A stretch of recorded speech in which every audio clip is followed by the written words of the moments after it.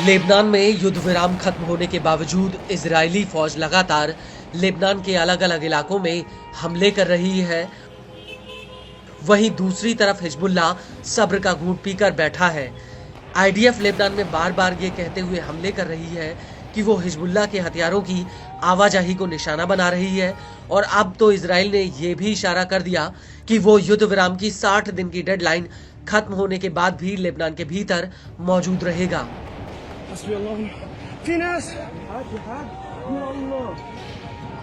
लेकिन इस सब के बीच बड़ा सवाल ये है कि क्या युद्ध विराम के बाद एक बार फिर से इजराइल और हिजबुल्लाह के बीच जंग शुरू हो जाएगी, और ये जंग हुई तो ये पिछली लड़ाई से कितनी बड़ी या छोटी होगी। तो आपको बता दें कि इस सब के बीच हिजबुल्लाह के मुखिया शेख नईम कासिम ने इजराइल के आगे ताल ठोक दी है।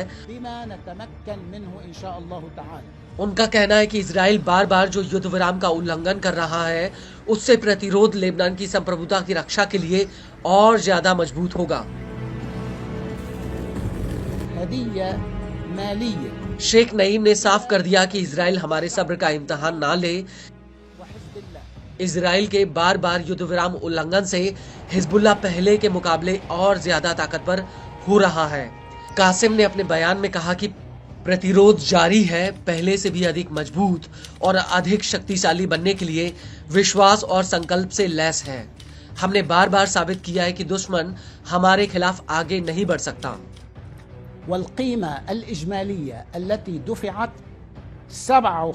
हिजबुल्लाह प्रमुख का कहना है कि इजराइल लगातार नागरिक ठिकानों पर हमले करके आम लोगों की जान ले रहा है। इजराइल के कार्य न सिर्फ युद्ध विराम का उल्लंघन है, बल्कि वो लेबनान की संप्रभुता पर एक हमला और अंतर्राष्ट्रीय समुदाय के लिए एक सीधा अपमान है। $12,000। इस सब के बीच हिजबुल्लाह प्रमुख ने इजराइल से दो टूक कह दिया।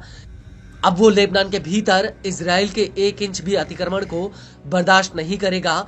कासिम के मुताबिक हिजबुल्लाह लेबनान की गरिमा और अखंडता को बचाने के लिए विजयी हुआ है।